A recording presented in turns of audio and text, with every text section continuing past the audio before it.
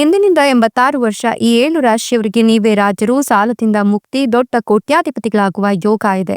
ಶನಿದೇವರ ಕೃಪಾಶೀರ್ವಾದ ನಿಮ್ಮ ಮೇಲೆ ಇರಲಿದೆ.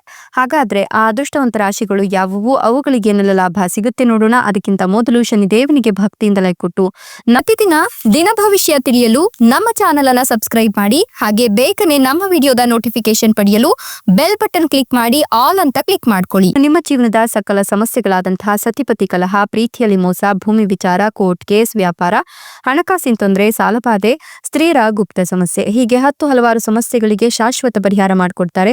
ಡಿಸ್ಪ್ಲೇ ಮೇಲೆ ಕಾಣ್ತಕ್ಕಂಥ ಗುರೂಜಿ ನಂಬರ್ಗೆ ಒಮ್ಮೆ ಕರೆ ಮಾಡಿ ನೋಡಿ. ಹೌದು, ಇಂದಿನಿಂದ 86 ವರ್ಷ ಈ 7 ರಾಶಿಯವರಿಗೆ ನೀವೇ ರಾಜರು, ಸಾಲದಿಂದ ಮುಕ್ತಿಯ ಜೊತೆಗೆ ದೊಡ್ಡ ಕೋಟ್ಯಾಧಿಪತಿಗಳಾಗ್ತೀರಾ.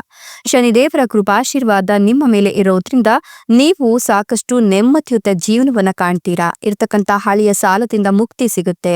ದೊಡ್ಡ ಕೋಟ್ಯಾಧಿಪತಿಗಳಾಗಿ ರಾಜರಂತೆ ರಾಜವೈಭೋಗದ ಜೀವನವನ್ನ ನೀವು ನಡೆಸ್ತೀರಾ ಅಂತ ಹೇಳಲಾಗ್ತಾ ಇದೆ.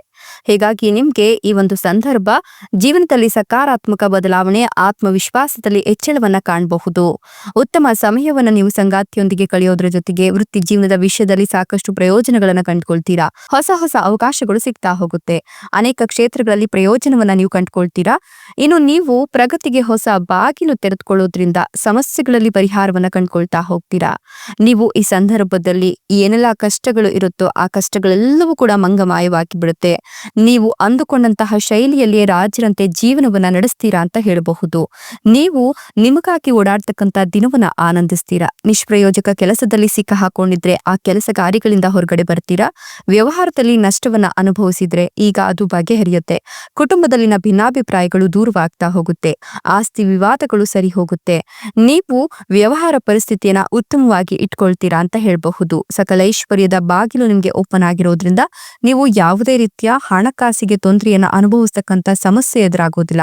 ಮಕ್ಕಳು ವಿದ್ಯಾಭ್ಯಾಸದಲ್ಲಿ ಪ್ರಗತಿಯನ್ನ ಕಾಣ್ತಾರೆ. ವಿದ್ಯಾಭ್ಯಾಸಕ್ಕಾಗಿ ವಿದೇಶಕ್ಕೆ ಹೋಗಬೇಕು ಅನ್ಕೊಂಡಿದ್ರು ಕೂಡ ಈಗ ಅದು ಈಡೇರುತ್ತೆ. ಸಮಾಜದಲ್ಲಿ ನಿಮ್ಮ ಗೌರವ, ಸ್ಥಾನಮಾನ, ಪ್ರತಿಷ್ಠೆ, ವ್ಯಕ್ತಿತ್ವ ಎಲ್ಲವೂ ಕೂಡ ಹೆಚ್ಚಾಗ್ತಾ ಹೋಗುತ್ತೆ. ಸಕಾರಾತ್ಮಕ ಬದಲಾವಣೆಯನ್ನ ನೀವು ಜೀವನದಲ್ಲಿ ಆನಂದಿಸ್ತೀರಾ. ಹೊಸ ವ್ಯವಹಾರವನ್ನ ಪ್ರಾರಂಭಿಸುವ ಸಾಧ್ಯತೆಗಳು ಕೂಡ ಹೆಚ್ಚಾಗಿದ್ದು ಮನೆಯಲ್ಲಿ ಧಾರ್ಮಿಕ ಕಾರ್ಯಗಳನ್ನ ನಡೆಸ್ತೀರಾ. ಸ್ನೇಹಿತರೊಬ್ರು ಬಹಳ ಸಮಯದ ನಂತರ ನಿಮ್ಮನ್ನ ಭೇಟಿ ಮಾಡ್ಲಿಕ್ಕೆ ಬರ್ತಾರೆ. ಈ ಸಮಯದಲ್ಲಿ ಮಕ್ಕಳ ವೃತ್ತಿ ಜೀವನದ ಬಗ್ಗೆ ಒತ್ತಡ ದೂರವಾಗುತ್ತೆ. ನೀವು ಬಯಸಿದ ಕಾಲೇಜಿನಲ್ಲಿ ಮಕ್ಕಳಿಗೆ ಪ್ರವೇಶವನ್ನ ಕೊಡಿಸಬಹುದು. ರಾಜಕೀಯಕ್ಕೆ ಸಂಬಂಧಿಸಿದ ಜನರು ವಿಶೇಷ ಪ್ರಯೋಜನಗಳನ್ನು ಪಡೆದುಕೊಳ್ತಾರೆ. ನಿಮ್ಮ ಅಭಿಪ್ರಾಯಗಳನ್ನು ವ್ಯಕ್ತಪಡಿಸಲಿಕ್ಕೆ ನಿಮಗೆ ಹಲವು ವೇದಿಕೆಗಳು ಸಿಗ್ತಾ ಹೋಗುತ್ತೆ. ವ್ಯವಹಾರದಲ್ಲಿದ್ದವರಿಗೆ ಇದ್ದಕ್ಕಿದ್ದಂತೆ ದೊಡ್ಡ ವ್ಯವಹಾರ ಸಿಗ್ತಾ ಹೋಗುತ್ತೆ. ವ್ಯವಹಾರದ ವಿಷಯದಲ್ಲಿ ಪ್ರಗತಿ ಮತ್ತು ಲಾಭವನ್ನ ಪಡ್ಕೊಳ್ತೀರಾ. ನಿಮ್ಮ ಮಾತನಾಡ್ತಕ್ಕಂಥ ಕೌಶಲ್ಯ ಸುಧಾರಿಸೋದ್ರೊಂದಿಗೆ ಅದರ ಪ್ರಭಾವ ಕೂಡ ಹೆಚ್ಚಿಗೆ ಆಗುತ್ತೆ. ಬರವಣಿಗೆ ಮತ್ತೆ ಮಾರ್ಕೆಟಿಂಗ್ ಕೆಲಸದಲ್ಲಿರ್ತಕ್ಕಂಥವರಿಗೆ ಮುಂದುವರಿಲಿಕ್ಕೆ ಅವಕಾಶಗಳು ಸಿಗ್ತಾ ಹೋಗುತ್ತೆ. ಕೆಲವು ಹಳೆಯ ಹೂಡಿಕೆಗಳಿಂದ ನೀವು ಲಾಭವನ್ನು ಪಡ್ಕೊಳ್ತೀರಾ. ನಿಮ್ಮ ಸಂಬಂಧದಲ್ಲಿ ಮಾಧುರ್ಯತೆ ಹೆಚ್ಚಿಗೆ ಆಗುತ್ತೆ. ವ್ಯಾಪಾರ ಯೋಜನೆಗಳು ಫಲ ನೀಡುತ್ತೆ. ನಿಮ್ಮ ಆಪ್ತ ಸ್ನೇಹಿತರು ನಿಮಗೆ ಹೂಡಿಕೆಯ ಯೋಜನೆಯನ್ನು ಸೂಚಿಸ್ತಾರೆ. ಭವಿಷ್ಯದಲ್ಲಿ ಆರ್ಥಿಕ ಪ್ರಯೋಜನಗಳನ್ನ ಇದು ತಂದುಕೊಡುತ್ತೆ. ಆರ್ಥಿಕ ಸ್ಥಿತಿ ಮೊದಲಿಗಿಂತ ಅತ್ಯುತ್ತಮವಾಗ್ತಾ ಹೋಗುತ್ತೆ. ಇಷ್ಟೆಲ್ಲ ಲಾಭ ಮತ್ತು ಅದೃಷ್ಟವನ್ನು ಪಡೆದಿರ್ತಕ್ಕಂಥ ಅದೃಷ್ಟವಂತ ರಾಶಿಗಳು ಯಾವುವು ಅಂತ ನೋಡೋದಾದ್ರೆ ಕುಂಭ ರಾಶಿ, ಕಟಕ ರಾಶಿ, ವೃಷಭ ರಾಶಿ, ಮೀನ ರಾಶಿ, ಮೇಷ ರಾಶಿ, ತುಲಾ ರಾಶಿ, ಧನುರ್ ರಾಶಿ. ಇವುಗಳಲ್ಲಿ ನಿಮ್ಮ ರಾಶಿ ಇದ್ದರೂ ಇಲ್ಲದಿದ್ದರೂ ಓಂ ನಮೋ ಶನಿ ನಾರಾಯಣಾಯ ಅಂತ ಕಮೆಂಟ್ ಮಾಡಿ. ಧನ್ಯವಾದಗಳು.